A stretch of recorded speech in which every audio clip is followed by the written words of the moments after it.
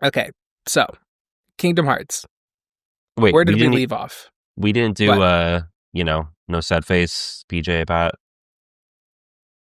Oh my the God, intro. we didn't do our intro? Yeah, and it's your turn, Jesus too. Christ. Okay, well, everything we just said is nothing. Okay. No, it's not. Welcome to No Sad Face, the toxically, Jesus Christ. This is a rough one. Boo. This is our worst episode. Ahem. Welcome to No Sad Face, the toxically positive Kingdom Hearts podcast, with your hosts, me, PJ from Cabletown, joined by regular Pat, the original divorce lawyer for my first marriage. Actually, he got his license so that he could expedite it.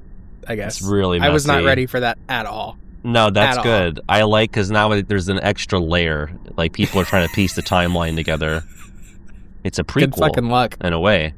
Wow. Okay, so speaking of contrivances, 0.2, Birth by Sleep. Let's go. Let's do it. Oh my god. Shorter than our third marriage, that game. Jesus. Okay, so here's the fun thing about 0.2. 1.5 and 2.5 were announced and they came out. We talked about that in our last episode.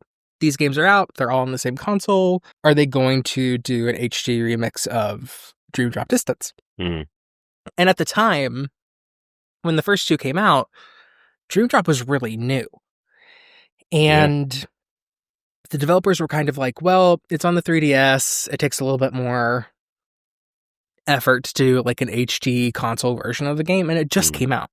So people were kind of like, oh, well, maybe this one won't get the port and, we're going to go straight into 3.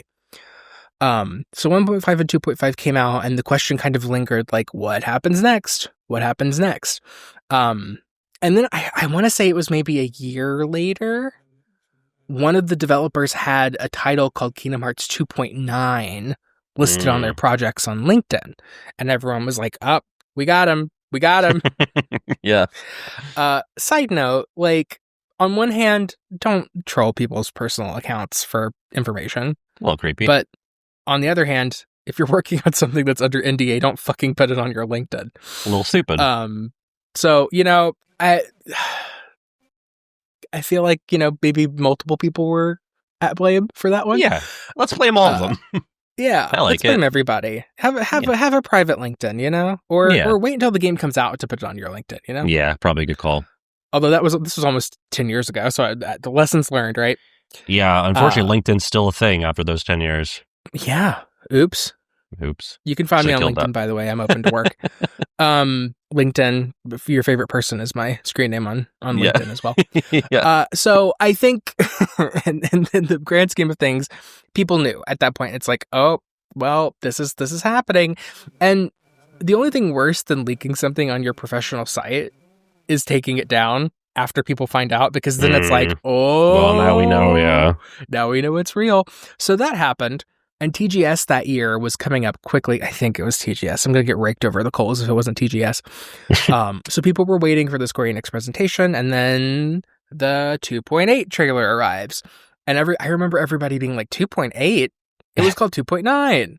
Even in the lineup that was leaked a little bit before the event, like 2.9 was listed. Right. So people were really confused, like, why is it called 2.8? But regardless, 2.8 was announced. And it had the Dream Drop HD remake. It had the Dream Drop HD remake, remaster, whatever you want to call it. And then it had a couple of surprises. One was Back Cover, the movie that takes place during the key era from the point of view of the foretellers. And then at the very end, it was like, and then you see Aqua with all of her Unreal Engine glory with her back to the camera. 0.2 Birth by Sleep, a Fragmentary Passage. And everyone was like, oh my god, it's volume 2, it's volume 2, it's happening, we're so back. And essentially what they said it was a short playable experience of Aqua's time in the Realm of Darkness. And everyone was excited because at that point, people knew that if Birth by Sleep volume 2 had ever been a thing, it was never going to be a thing because it was canceled. Right. And the thing that people were looking forward to the most was Aqua playing around destroyed Disney worlds in the Realm of Darkness. And now we have it. And the way that it was described by developers was, hey, it's called 0.2 because it's a very small piece of what the story would have been. And it's where it is in the timeline. It is kind of a playable tech demo for what you should expect Kingdom Hearts 3 to kind of be like in terms of presentation, gameplay, etc., etc. And it was apparently cut from the beginning of Kingdom Hearts 3. Originally, 0.2 was going to be the intro, or had been planned to be the intro to Kingdom Hearts 3. I just want to ask PJ, like, do you think if 0.2 were kept in 3 as the prologue, like, do you think the general audience would look back at 3 more fondly? I kind of get the impression that they would, but it's also, I do think, like, that whole game at the beginning it'd be a bit of bloat, I would think. Like, it's a short game, but it's still, like, what, 2-3 hours, and then, people would compare it to the KH2 prologue and, I think wish it for would those be days. Analogous to the Roxas chapter. Or maybe even if it was, like, sprinkled throughout KH3, like, maybe, you start out with Castle Town, and then you do a world or two as Sora, and then you go back to World Within, something like that, like interstitials in a way. I mean, I think maybe. I think anything that would make the game more comparable to Kingdom Hearts 2 would have made the general audience like it more. Yeah. So having a prologue beginning and then having a strong middle point, I literally do think that if that had been the case, people would shut the fuck up about it. I think so too. I look for any way to fix it. Yeah. So maybe, but I will also say that, like, I don't know. I was about to say that having the story be on its own gave Aqua more room to breathe. Yeah. But then if you're not looking at it as a piece of 3, without that context, a lot of what happened with the Birth by Sleep trio is not as well developed in 3. That's so true. I don't know. I guess we'll never know. I guess we won't. But it's a good question. Definitely a good thought. I will say that, like, I'm fine with it being separate. I think I ended up liking it, so. And I'm glad that it came out because we had a long wait for 3 after it had been announced. Not as long as people like to pretend. But having anything else kind of ease the pain of waiting that long. Yeah. Was good. And I'm very fond of 2.8 overall. I think that it had some of the best trailers of the Kingdom Hearts promotional periods in terms of marketing. I think that the E3 trailer that came out in 2016 that first really showed off the gameplay of 0.2 and showed off the scenes of back cover, the one that ends with Ava's speech to the crowd. I think that's probably my favorite Kingdom Hearts trailer. Like, it was so good. I'll have to go back and watch it because it's been a minute. Oh, it's very good. And it was also the first time that we saw Kingdom Hearts really step into the current generation. There are aspects of Kingdom Hearts that are still kind of dated, but this was the first time that we really saw characters interact with the environment in, like, a very current gen way. So like the first thing that we saw gameplay wise of 0.2 was Aqua sliding down the steep slope of Castletown. And, like, just kind of looking at the way that she was, like, interacting with, like, the lampposts and the demo for that came out the same day. So people who were at E3 got to play that section. Oh, right, yeah. And so we got demo impressions back, and Aqua had field dialogue. Yeah. Which had is never crazy happened. To think that it's, like, such a revolution, but yeah. I mean, it's easy to forget that, like, Kingdom Hearts essentially skipped a console generation, The first games come out in Gen 6, which is the PS2 era, and then I remember seeing all those, fake mock-up box arts for, like, KH3 on the Wii or on the PS3, and nothing ever came out console-wise in Gen 7, so it was a huge leap, especially evident when you look at 0.2 compared to something like a KH2. Yeah, I mean, it would have been interesting to see what a Kingdom Hearts game of that era would have looked like. God, on Wii, could you imagine how sore your arm would be fucking waggling the Keyblade for hours? I'm not going to touch that one. But I think, I mean, I'm kind of glad it didn't come out, like, on the PlayStation 3. Because it would have loaded forever. Yeah, which the remixes are proof of that. KH3 still kind of does load forever, so... Well, and that was the long and the short of it. I mean, it did get delayed, so that part was not so great. And it got delayed solely because Final Fantasy 15 got delayed. Right. push back everything. And Nomura, like, passive-aggressively said, no, we were actually ready for it to come out on its release date, but because another major title in the lineup got delayed, we had to push it back a little bit. And it's like, ooh. He's mad. But can you imagine, like, your kid gets taken from you and then it gets delayed and then it messes up your other work and you're just like, well, you know, we were ready, so... Yeah, no, he was crashing out hardcore. Yeah, so it was supposed to come out at the end of 2016, got delayed to January of 2017, and then, I don't know, it was just fun. It was a fun experience. I don't really have, like, a lot of, like, stories about the build up to it because it was just kind of like there. It was there, it was ready for me, it was done, and you know it was on to the next thing. Like, very excited to finally get the show on the road. I guess I'll ask, so when you pick up 2.8, what's the first thing you did? Like, you do 0.2 first, or did you watch back cover? There's no way you played Dream Drop first, but you know what, I don't remember. See, that's the thing, is I think I might have watched back cover and then played 0.2. I remember I drove, Kiwi and I both, we weren't together for this, but we separately drove through a snowstorm to get it, and then we're texting each other. You walked 15 miles in the snow to get Kingdom Hearts. Back in my day, we were texting each other about the Master of Masters and then the 0.2 stuff, but I'm not 100% sure what order that happened in, but that's like really the only memory of like acquiring it and experiencing it that I have. I was in college. I don't know. I feel like I probably did do 0.2 first. You know what? I'm sure that I did. That I did. It's the most exciting thing there. Yeah, and at that point, like, if I'm being honest, I had already watched back cover. Oh, right. Yeah. So I was like, well, you know, I will watch it again. I will do everything again. It'll be so much fun. But yeah, I'm pretty sure that I went straight to 0.2 because it was the new thing. Yeah. And I wanted to know, I wanted it in my veins, you know? Yeah, absolutely.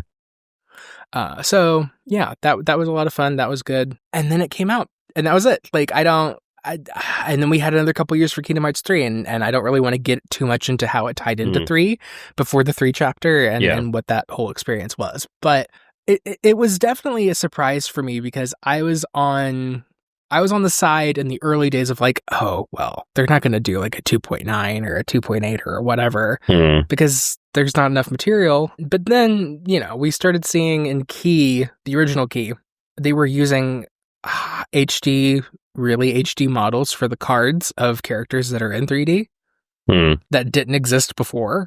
Right. And so people started saying like, oh, well, these renders are new, so they're probably remaking 3D on consoles, right? Yeah. So at that point, I was convinced. But you know, another interesting thing about it was that it came out for the PS4, not the PS3, like 1.5 and 2.5 had.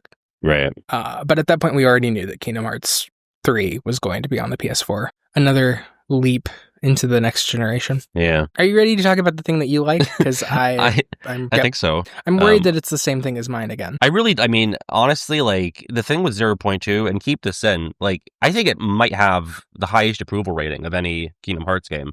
Like, is it anyone's favorite? I don't think so, but, like, is there anyone out there that's like, man, fuck 0.2? Like, it's just generally... It's not as divisive. Right. It's definitely the least divisive. I mean, highest approval rating, maybe not, but I feel like least amount of people that are, like, complaining about it, and I feel like people just generally enjoy their time with it. Yeah, Kingdom Hearts 2 probably has the biggest approval rating by metrics like that. Yeah. But when you look at... But the thing about Kingdom Hearts 2 is that its other side of the coin are people who are staunch like Kingdom Hearts 1 or Kingdom Hearts 3 defenders who are like 2 is overrated. Which is me, well, I mean, hello, we're here. 0.2 doesn't really have the haters. Right. So I think you're right. It's weird. Like, I think so you go in like, okay, well, it's going to be like a 2-3 hour thing and you're not expecting, like, people have their expectations set a bit lower. And I think, you know, the presentation of this game is pretty awesome and kind of blows his expectations out of the water a bit. Yeah, I think personally, I wish that we had more 0.2s in the series. I was close to using that as my negative because I'm like really struggling to think of what I dislike. And it's like, I wish there was more of this, you know? Yeah. Either between that and 3 or, you know, in the post-release of 3. I would rather have a 0.2 every other year than wait 6 years for a mobile game that doesn't come out. That doesn't come out. Yeah. Yeah, I know which path I'm taking.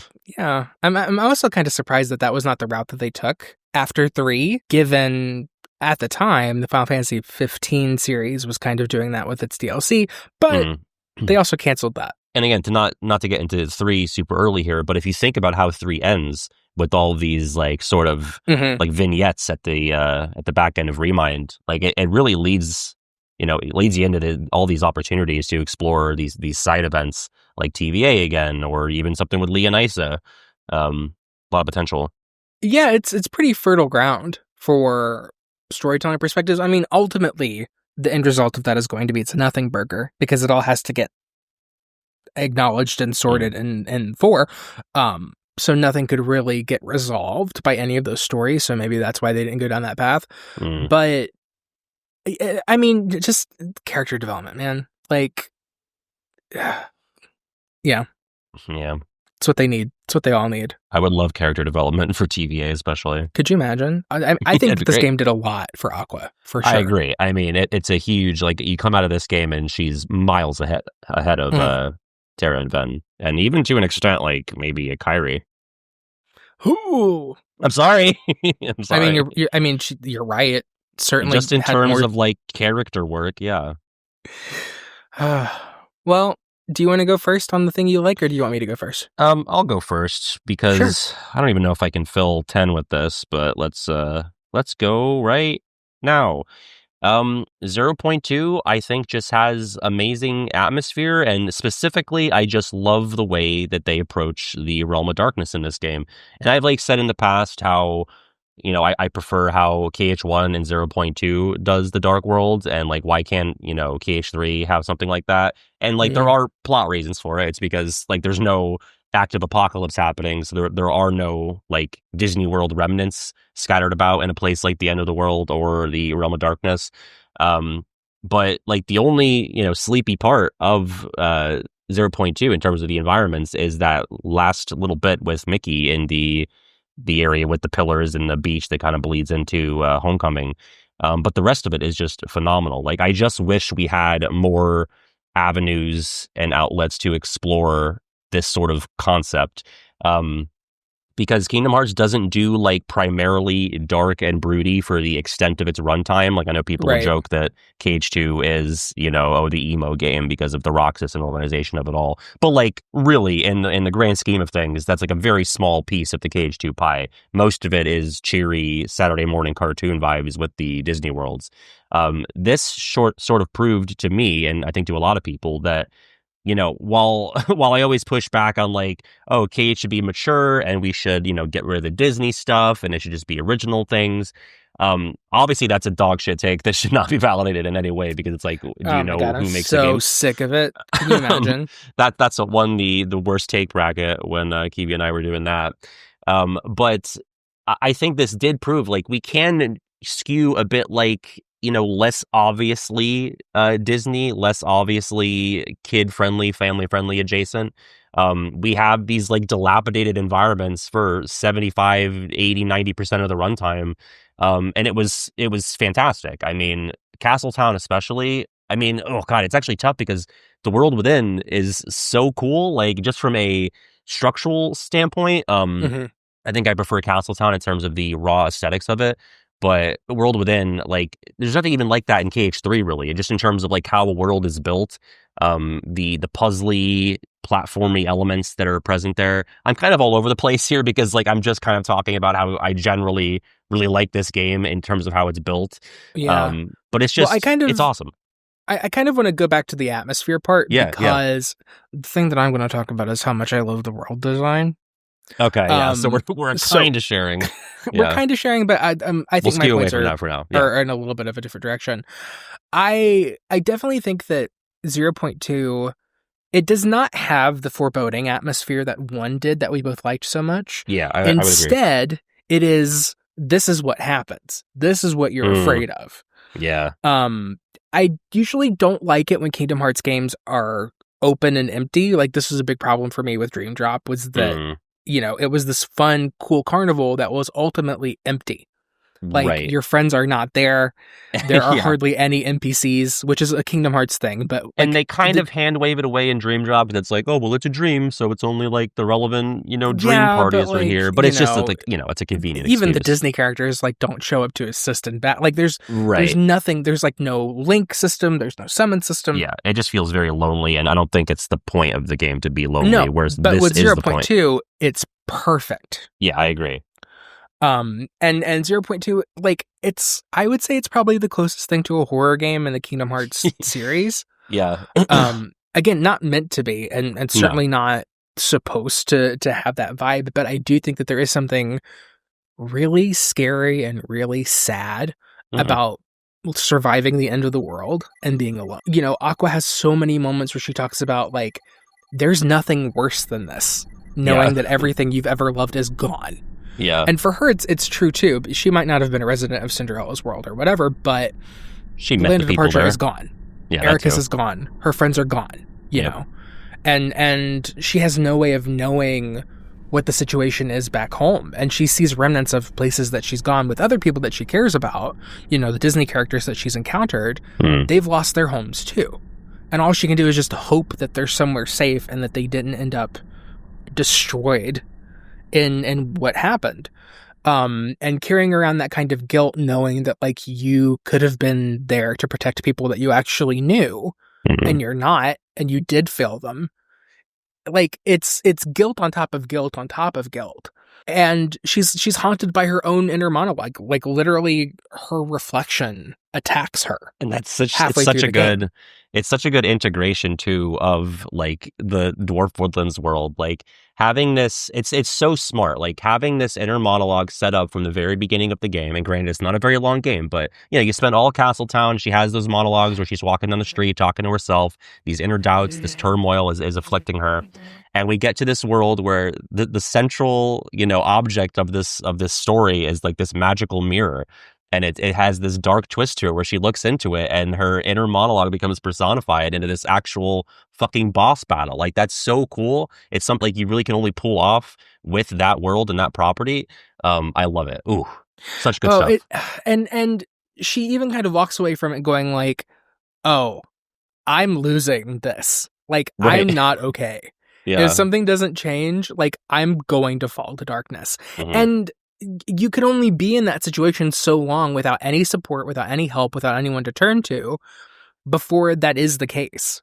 So, like, I don't love anti-Aqua in Kingdom Hearts 3. This is not, it's not my rant for 3, but at the very least, there were signs. Like, there were things kind of being put down in this that would have made that feel better, I guess, if it were part of the same game. But at least there was foreshadowing there. And a nice payoff. And God, it's just it's the end of the world happening and all of that. Like, yes, on a macro level, it's devastating. But the monologue that really gets me is when she's talking about, like, animals, like the cats and the dogs of the world, and the people who are just having a day and living a normal life, and then it just stopping. Like, I can't get over that. Yeah, and like, they all did just kind of go away, right? Like, we don't really have an answer for something like, the Tremaines or the dwarfs. Like, we know that, like, the princesses were, tucked away by Maleficent, but everyone else, like, I guess, unless you're lucky enough to become a summon gem, like in KH1, Poof. But yeah, they're just gone. And that's fucked up. And they don't, I think for a good reason, they don't really linger on that because, like, okay, the metaphysical lore implications of that are tough to unpack. Like, are they in the final world and they get restored? It's creepy. I think there's an Ultimania interview where Nomura says, for the people who lived on the world who didn't make it off of a fallen world, time stops for them. So they're not cognizant of the fact that the world has been destroyed or that they have gone through some sort of transformation or whatever. Right. And if only Aqua could have been so lucky. Seriously. But we don't know. Like, I that doesn't really solve, like, what happened to their hearts. But, when the door is sealed, everything goes back to normal and they go on without ever knowing what happened, which is also kind of messed up. Yeah, yeah, because it's like the people like Asura, Riki, and Kairi that like made it out of the islands, like they kind of live with the trauma of it, whereas like the Final Fantasy kids, their parents, they're like, oh yeah, I just like took a little nap. I don't even know I took a nap. That's weird. Oh my god, could you imagine for like Sora's parents? They wake up the next day and not only like do they not know what happened, they have like a little bit of time where they worry about Sora and then they forget about him. Right? Yeah, that's true. For a year. True. Yeah, that's really messed up. It is messed up. Yeah. But at least they didn't have to go to Kingdom Hearts Hell for 10 years. I do think that this game not being part of KH3 does help in that atmosphere department. Like the parts of it that we really appreciate, how lonely and like depressing it feels. Like I feel like if this were sandwiched in between KH3 stuff or even just at the very beginning of it, I do feel like it loses a bit of that oomph. So like while this being included with 3 may have improved the general reception of it, I do think 0.2 as its own entity would lose something by being sort of amended onto another game, because like the more solitary this is, I think the more effective it is at driving home that feeling. Yeah, I agree. And I also think that like if it had been in 3 and it had the normal Roxas prologue comparisons, I think it would have dangerously set a standard in Kingdom Hearts going forward of like, okay, from now on we can only have 3-hour prologues before we do the main game, which maybe they'll get back to doing something like that in the future. I don't know, but I don't want them to ever feel like that they have to do something every game for some sort of contrived reason because people expect it. Like if the storytelling doesn't demand it, then I think it's okay that they don't. Yeah, I agree. That was my time. Well, then I'll go into mine. All right. If you're cool with keeping track of the time again. Here you go. Similar to Pat, I really love the level design for this game. I'll try to talk about it in a way that's a little different than what Pat was talking about. I'm a big Disney fan. I think that, I've gone on the record of that. I really love the history of Disney. I really love animation in general and art in general and learning more about the different techniques and the different things that were used. And I think that 0.2 is pretty much a perfect kind of way of looking at Disney level design, because even though it's like the apocalypse, which is cool as hell, like what they were allowed to do the Disney world is cool as hell, they still had so much love and respecting the source material, particularly with Cinderella. My favorite Disney artist is Mary Blair.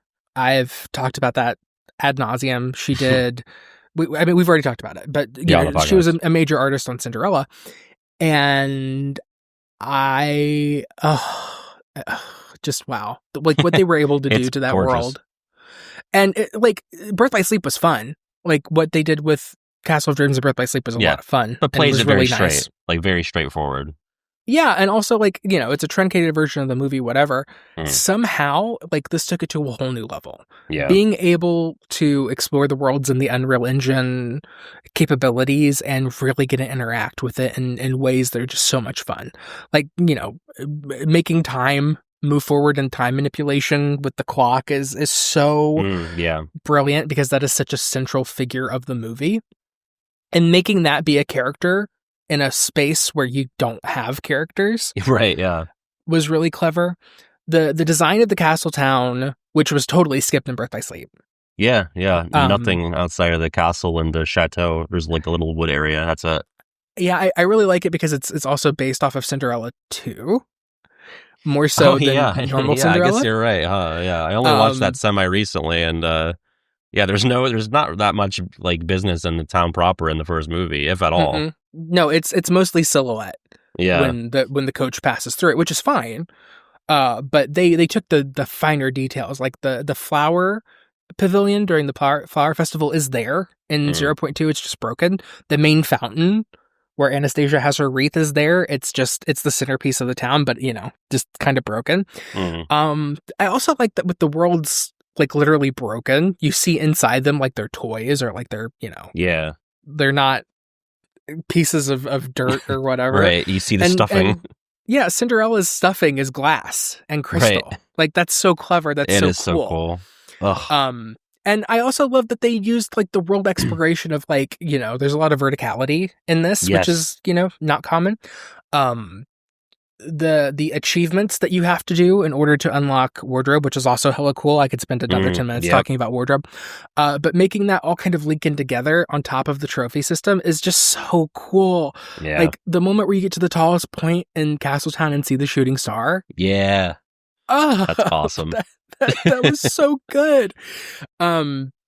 And then, moving on to the world within the Snow White level, like, I think that's really cool too. I think in some ways it's cooler than the Cinderella world, even though Cinderella's my favorite. I love that the skybox was the diamonds. Like, it has the coolest skybox in Kingdom Hearts. Like, I love that shit. The mines were so cool, slipping and sliding. The puzzles with the mirrors were so much fun. Good. And like, why didn't they bring any of that kind of stuff back? Like, there was a little bit of stuff like that in 3, but like not even to this extent. And it was just so good and so smart. I know. It was so incredible. And the little objectives of like, okay, now find 7 gems that correspond with the 7 dwarfs, find the 3 flower bouquets that are flora, fauna, Merryweather, whatever. I mean, that was all like, the coat of arms that from the Queen's Castle is just so good. Yeah. My only gripe is that I think the Forest of Thorns is not angular enough. It doesn't really quite match Ivan Earl's aesthetic that he set for that movie. That's fair. But it's still beautiful. And just like laid out really interestingly too. You have like branching paths and little like nooks that you don't have to go there for progression, but there's chests or little objectives. The objectives is such a huge thing too. Like, trophies are fine. I'm not like a trophy hunter per se, but they're fun to get. But like a lot of them in KH especially are like very rigid, like, beat the game doing this, or, don't change your armor, or just beat this world. But just like things like you were mentioning, like finding those gems, looking at the shooting star, like little like skill points almost. Like the old Spyro games had stuff like that, where it's not like a huge deal. It's not like you pour 5 hours into getting this trophy, but just like a little neat thing that you found. Just a little, not even side quest, but like something beneath that. I wish there were more little things like that in 3 and beyond. Even unlocking the secret boss is cool with the Zodiac symbols, because the mirror in the movie does have the Zodiac around it, and it's such a not part of the plot thing. It literally is just attention to detail of the original movie. Yeah. And still working that into not only the game, but like how to progress in the game. It's just fucking cool. And I think the fact that there were no characters, like by virtue of this being an apocalypse version of these worlds and there not being characters, it basically forced them to pay more attention to things like the symbols around the magic mirror, and to like really pour more time and energy into the level design, because that, like you said, that is the character. Like that's what Aqua has to bounce off of here. So it's always like, I always go back to like limitation often breeds creativity. And even though we're in the new gen, we have these shiny, sleek graphics and this dynamism with how things move around, because we have this story that's set in this certain way with a lack of other cast members. It makes you focus on these other elements of the game design. It's awesome. And I love classic Disney as well. So like, I know that they kind of had to use those 3 properties because of the princesses, and because that's where those characters had been in the game, and it's worlds that we knew for sure were destroyed. But it's still really nice. I don't know. We don't get a lot of classic Disney representation in Kingdom Hearts anymore. And I mean, BBS and 0.2 is kind of like the last vestige of that. I guess like to an extent Dream Drop with Fantasia, but yeah. I mean, that's been long away now. Yeah. So like, if 0.2 had been in 3, you could, I think that would help round out it would have balanced the Disney worlds a little bit more, but still. Do you think if Aqua didn't like meet up with Mickey and like she just kind of kept wandering around, we'd find like the Galactic Federation deep space ship like crashed? Because you think about like, okay, like yes, these are like the picks to do Birth by Sleep apocalypse worlds, but you could also hypothetically do like a Neverland. Like think about how cool a Neverland in the Realm of Darkness would be, or even like an Olympus Coliseum. You're gonna get torn to shreds though. Why? Because those worlds didn't fall to darkness. Oh yeah, I forgot. the pedants are going to be like, we played it in Kingdom Hearts 1. It was alive and well. I was just thinking about like, everything in BBS went to shit, but it didn't. Well, maybe Hawaii. That would explain why Lilo hasn't been in Kingdom Hearts. Yeah. That's true. I think it would be fun to, I mean, it wouldn't be as emotional of a gut punch for Aqua to visit worlds that she hadn't gone to before, but still, like, she would still feel bad, like, seeing homes and stuff destroyed. And from our perspective, like, there are worlds that we know did get torn apart, like Beast's Castle, Bambi, Dumbo, like worlds we've never seen in Kingdom Hearts yet. Like 101 Dalmatian stuff could have been cool. Yeah. Oh my god, a London, just walking through. Yeah. A London with spots everywhere. Oh my god. Yeah. Oh. Okay. Well, you people who do mods and fan games, like, you really got to step your pussies up, because there's like stop trying to make Kingdom Hearts 2 happen again and again and again, and start doing fun, cool stuff. Like, let's put Cruella de Vil's crashed car in the Castle Town. All I've ever wanted is to do like a secret boss of Cruella, and you're just basically fighting her drunk driving. Like, yeah, that's it. Yeah, that's all I want. Hell yeah! Oh my it's goodness. Rumble Racing. Oh my god! Could you imagine? She should have been unlockable. She should have been unlockable Rumble Racing participant in BPS. I think there was going to be an Epic Mickey spinoff that was like racers, and I think Cruella was on the docket for that. Oh my god! But could you and also, like, but this also kind of frustrates me, because I think this game could only work for this time period, because people are like, oh, I want to see what Terra, Aqua, and Vin are doing in the Realm of Darkness after 3, and it's like, no, you don't. Right. I know that we just said that was fertile ground, but without the broken Disney worlds, I don't think the Realm of Darkness is super interesting, unless they can come up with. Yeah, unless it's like, hey, something in Unreality happened and it crossed over into the, like, you have to like invent some kind of plot reason for the Realm of Darkness. Yeah, and they could. But as it stands right now, stop talking shit. No, you're good. In terms of how things work right now, it would be boring. But I'm also, someone's always like, well, why would they do that? How could you include this or that or whatever? And it's like, it's a video game where they make up shit. Right. Something is made up every time that they make a game. Like, that's just how it works. Which isn't always narratively fun, but whatever. That was your half. Oh, good. Thank God. We've gotten to the point. This, man, it's a great game, but it's a short one, and I feel like there's just not, because it's also very well loved. So it's like there's really not as much fertile ground here to talk shit. I know. I know that everyone thinks everyone thinks that this podcast is supposed to be us just actually being positive the whole time, but it's not the case. This is supposed to be hard. Yeah. Supposed to be difficult. Damn.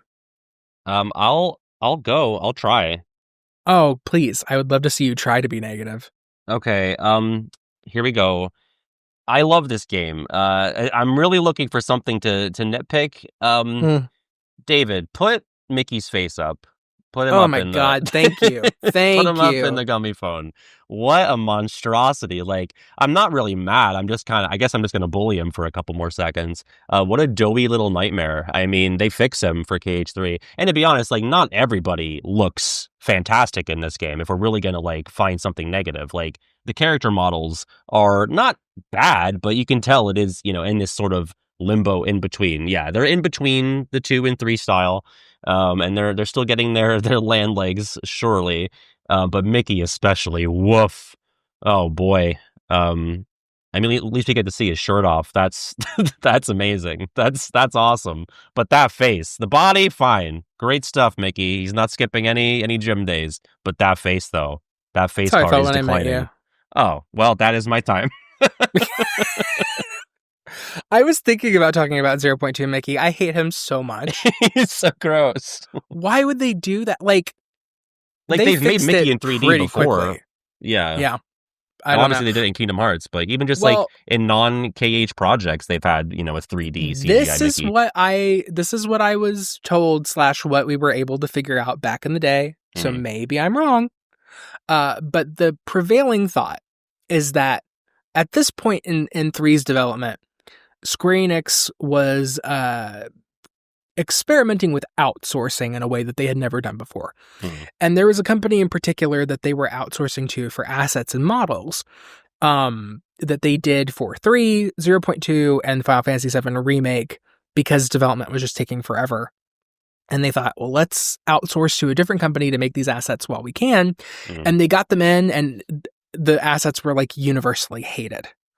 Like for the 7 remake, like they basically had to remake everything. Wow. For Kingdom Hearts, you can kind of see where they were. Like Cigarette Kyrie is a byproduct of this.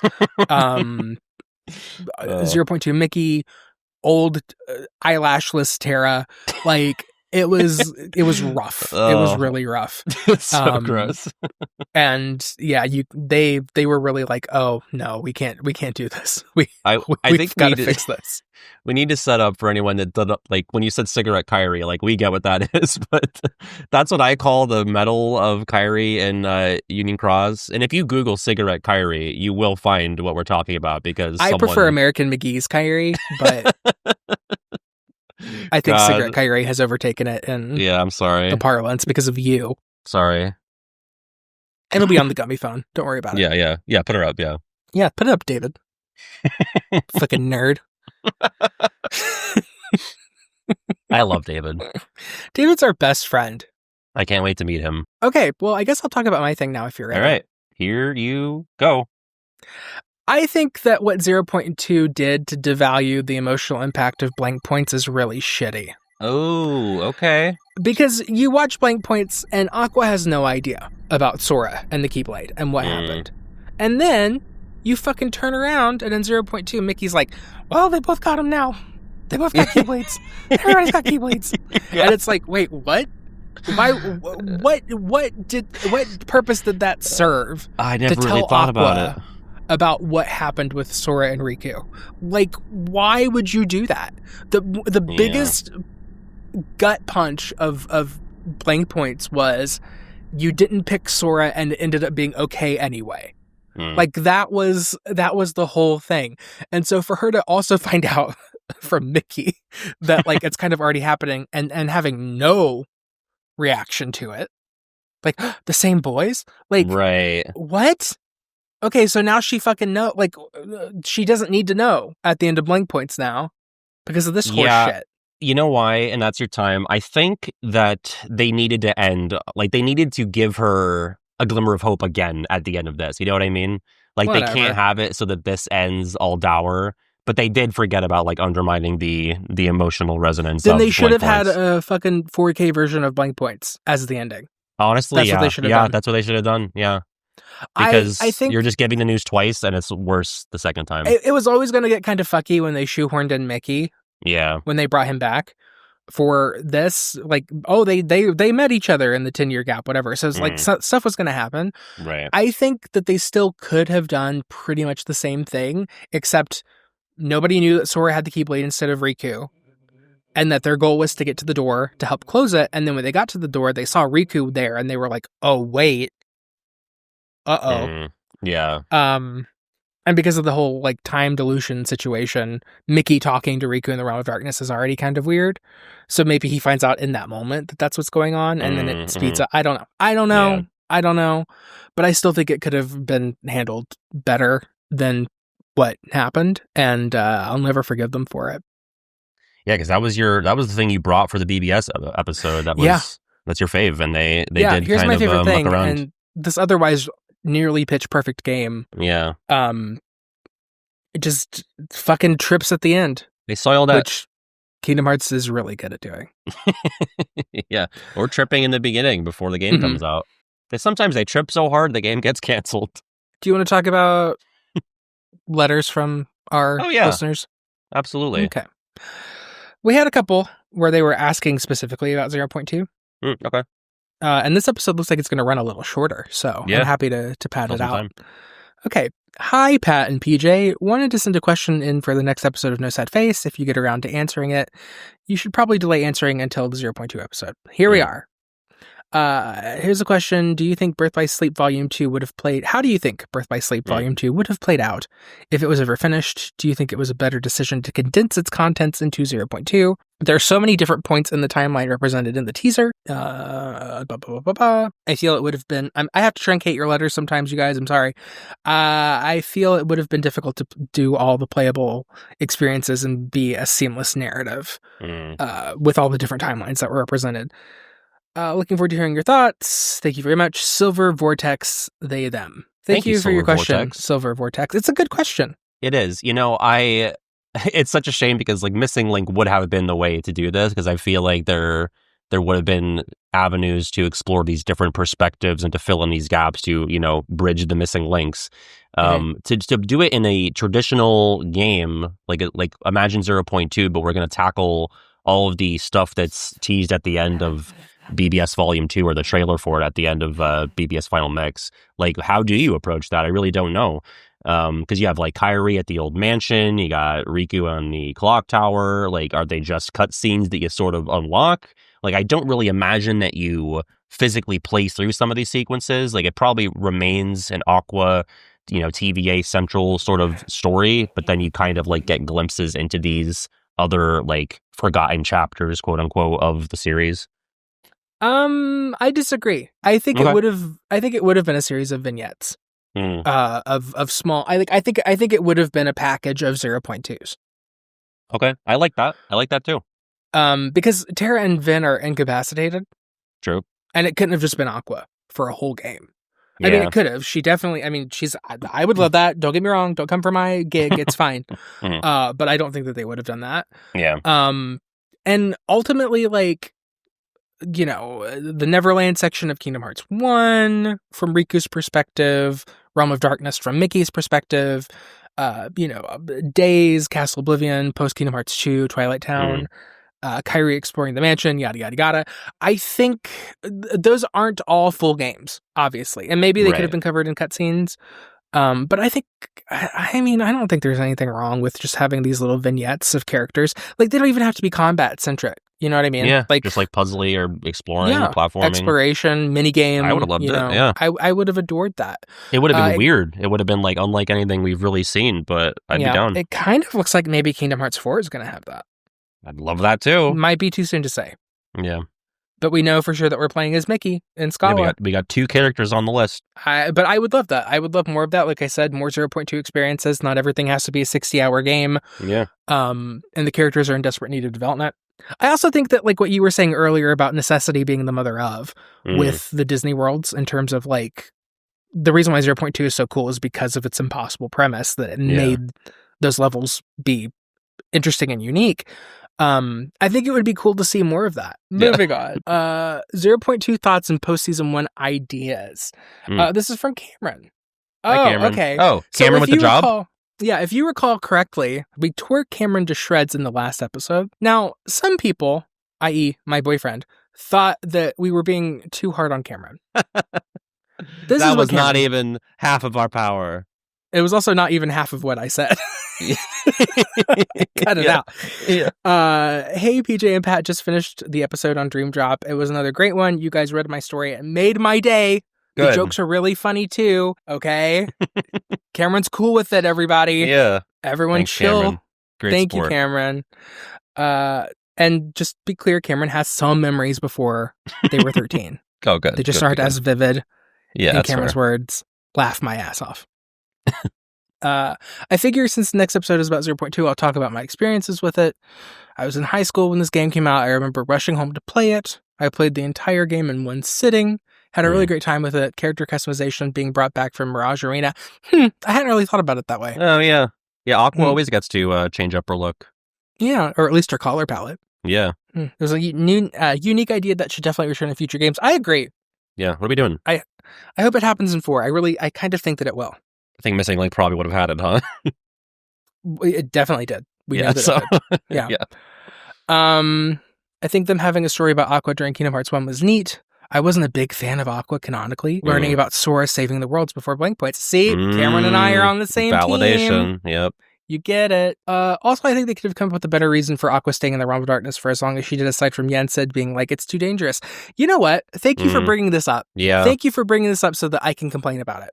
Yeah. There's a huge common misconception in the Kingdom Hearts fandom, and I'm not saying this is from you, Cameron, but there is a big common misconception that Mickey and Yensid knew that Aqua was in the Realm of Darkness during the entire time she was down there. And it's not true. It's not true. I helped perpetuate this, and I walked it back. Yeah, Pat is a big proponent of this. Everybody, I walked it back. Boo Pat. I walked it back. It's out there now. It's already out there. But no, they did not know that she was down there until Kingdom Hearts 1. Right. Now, the year between 1 and 2, her being down there and them knowing, that's not great. Yeah. That's not great. But here's a couple things that I think you should keep in mind. One, come at me, I don't care. Yensid is actually right. Sora and Riku would have fucked up trying to rescue her. They would have gone in, it would have been a big thing. And at the time, there were much bigger fish to fry. Immediately after 1, Mickey was still trapped in the realm of darkness. Chain of Memories happened. There was no avenue for them to do anything about it. Yeah. Mickey comes out. Sora is asleep. Nothing to happen. Riku goes on his own journey. Mickey has to go find Yensid and tell him what happened. At that point, Mickey and Riku lose track of each other. So Sora is asleep for a year, and Riku's off doing his own thing. Mickey is investigating the organization. Now, when you catch up with Mickey again in Kingdom Hearts 2, what does he say he's doing? Looking for a way into the realm of darkness. There was never a time where he wasn't trying to get into the realm of darkness, which means that there was never a time where he wasn't trying to figure out how to get to Aqua. Not that this matters, but like when Nomura or whoever wrote that line, do you think that was written with the intentionality of like it referring to that? Because obviously this is taking place. No, yeah, but right? it is the fact of the matter. Like, but it is a band-aid we can put on this, yeah. And the second that Sora wakes up and Riku and Mickey get a hold of each other again, organization is an act in force, and they have to be dealt with immediately. And it's not great for Aqua that she's not on the highest priority. I understand that, but on the flip side, her being in the realm of darkness actually helps them because she wouldn't have noticed. Time is moving so slowly for her that the year would not have made any difference. Yeah. And it didn't. Like, immediately after Kingdom Hearts 1 is over, she ends up on the Dark Beach, where she stays until Kingdom Hearts 3. So she just chills there for a year. Yeah. No big deal. Not a problem. And honestly, not even that long, because by the time she gets to the beach, Sora and Riku have already left from Kingdom Hearts 2. So yeah, she got a couple months, maybe a couple weeks. Who knows? I mean, I don't even think it works that way. Like, I think that the way that time is experienced, what DJ's trying to say is stop complaining, Aqua. What's one more year in hell? No, I think it still sucks. I think it still sucks, and you know, it's not great. But I also think that, like, from a narrative perspective, I actually don't think there was anything else that they could have done. Yeah, because they didn't have another way into the Dark Realm except by jumping through dark portals, and that was not safe. That's true. We'll give you that one, Mickey and Yen. Yeah, thanks, Cameron. Cameron has some things to say about a potential season 2. I won't go into too many of all of that, but I'll send them off to Pat, and you know, we'll keep thinking. Everybody keep sending in ideas. I think this will be the last one. Okay. This one is from Sokiri Kylo. Okay. You can call me Sokiri, and pronouns are he, him if you need them. I wanted to thank you for this podcast. I don't agree with all your takes on these games. Done. Delete. Bye. Goodbye. But I can at least see where you're coming from each time, which is not something I can say with every opinion on Kingdom Hearts I see online. Okay. Okay. Really appreciate PJ, and we're back. Thank you so much. Taking the time to dive into the pre-release period and how the series was doing overall around the time of each game's release. It's very nostalgic and really helps put the series history into perspective. I'm glad that my favorite game has such a fun podcast to its name. That's nice. Thank you. Thank you. I wanted to have you both pretend that you're producers for a bit. Uh-oh. Hypothetically, let's say Square is doing a new Kingdom Hearts collection. Tentative name, Unreality Interlude. I like that UI, keeping with the terminology. Which would collect Melody of Memory, Dark Road, and the Key Saga. Okay. Into one thing to sell folks as rough sales.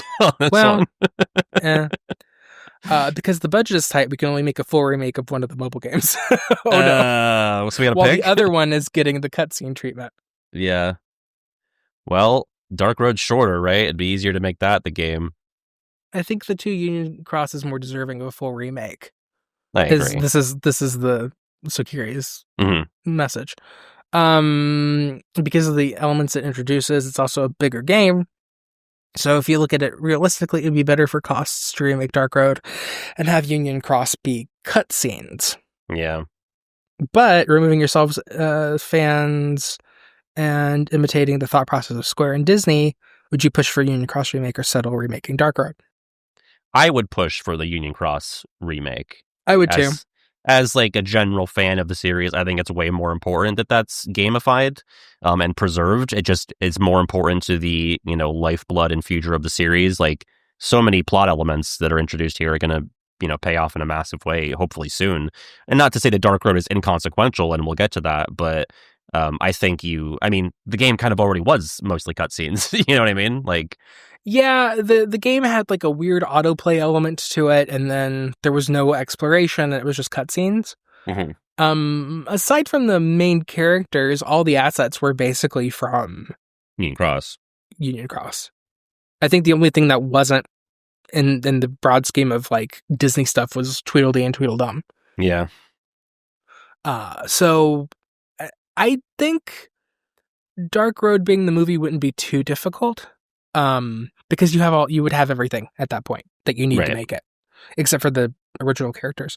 I've got opinions on Dark Road. We'll get to that. Yeah. I am all for a key remake for sure. Yeah, it should happen. It won't, but it should. P.S. Reunion Cross is a way better name than Dark Road. Well, why not Reunion Crossroad? Ooh, I like that. Yeah. See, always got to be thinking. Meld that together. Well, thank you for your question. It's always fun to play pretend for a little bit. Well, let's do the wrap up then. Okay. Do you want to do it? Do you want me to do it? I'm rusty. You go. Sure. Well, thanks for listening to another episode of No Sad Face, or if this is your first time, welcome. We try to post episodes every other week. You can find out more about what we're up to by going to our website, nosadface.com. It has our social links. It has our episodes. It also has the links to our contributors. Huge shout out to David Russell, who did the music, who did the video editing for all of our podcasts. He's great. His links are on the website. Huge shout out to Esper Roba, who did the art for our episodes. Huge thanks to Esper. Her stuff is below in the links. We are also, I think it'll still be open when this goes out, right? Million Dreams Awards? So, when does the voting close? The 6th? Then we should You've got a day. You've got 1 day. You've got 1 day to vote for us for the Million Dreams Award if you want. There are other podcasts that are also up that you should give a listen to. Honestly, just vote in the Million Dreams Awards. Like, go through everybody, give them a fair chance. If you're part of the Kingdom Hearts community, you owe it to yourself to be familiar with the people who are nominated. Because everybody's doing really cool stuff, and you might find someone new that you really like. Yeah, other people to fill the void while you wait for another episode of No Sad Face. Yeah. Okay, bye. Bye. Oh, wait, I forgot the email. You can write us in at nosadfacepodcast@gmail.com. Okay, bye. Okay, bye.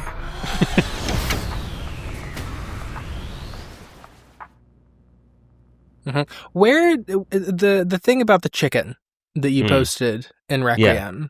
Yeah. Is that like did you make that up? I literally went to Maps and I manually searched all the chicken places I could think of. And then I just listed, Yeah, Pat listed all of the chicken places he could think of, like he just said, and then looked up his distance to them, and it turned into a chicken challenge. Is that what it's called? I was calling it the chicken check. Like, okay, chicken check. Yeah. Oh, that's fun. Yeah. And so everyone in Requiem was looking up their distance to all of the different chicken places. Yeah. To see like who had the superior chicken score, I guess. Mm-hmm. I did not do great because I don't have access to a Zaxby's or a Bojangles, but Panda, the finalized artist behind my mascot, the Platinum Presto, she has the best chicken score, I guess. She can get to all of them, like within like 12 miles. So pretty impressive. And you could use that to triangulate where Panda lives and like if you're like that Rainbow Bowl guy who can like look at like a piece of concrete, he'll tell you like what country you're in. Yeah, you could probably do that. That's terrifying. Yeah, maybe we'll cut that. Yeah. Well, mine was okay. Mine was okay until the very end, and then fell right off. But it doesn't really matter. Yeah. I had never heard of Zaxby's. Me neither, to be honest. So why is it in the list? You really fucked me with it. I'm sorry. Someone else said it in the chat, and I was like, okay, Zaxby's is a chicken place. Okay. Well, I mean, there was no getting around Bojangles, though, so... No. And that one was just as far? Yeah, it's far away. But I don't really care, because I'm a Raising Cane's girly. Yeah, I mean, Popeyes has my heart, but Raising Cane's has my other stuff. If you know what I mean. when Popeyes is away. Oh, I don't. Yeah, let's talk about Kingdom Hearts. Why? Okay. I regret bringing this up. No, I mean, we should keep the chicken stuff in. Just put it somewhere else. We cut too much. Can I say that? You cut too much. People want long episodes. If it's like bad points, or like we're not being entertaining, cut it. But like, I'm just like listening to an episode. I'm like, oh, he should have kept this because it was good. And they would have liked it. I had to make some kill your darlings decisions. Why? Who were you appeasing? The last episode that we did, yeah, we finished like 4 days before it was supposed to come out. Sure. And David had to make the video. And the only thing David asks is that we try to keep it to an hour. Okay. So, in next season, when we don't have these intricate animations, yeah, if we do second season, I don't know. Mm-hmm. People really want it. We'll have longer episodes for sure. Yeah, I promise. And people really want the second season. They're gonna kill us if we don't. So, do they? How about this? If we win that Million Dream Award, we'll do a second season. Yeah, okay. If you don't, it's your fault. Deal. Yeah, I like that. Yeah, blame them. Leave it to the audience. If they don't want more of us, hear you loud and clear. Better vote. Voting has consequences. Yeah. Don't boo, vote. Yeah. Okay, so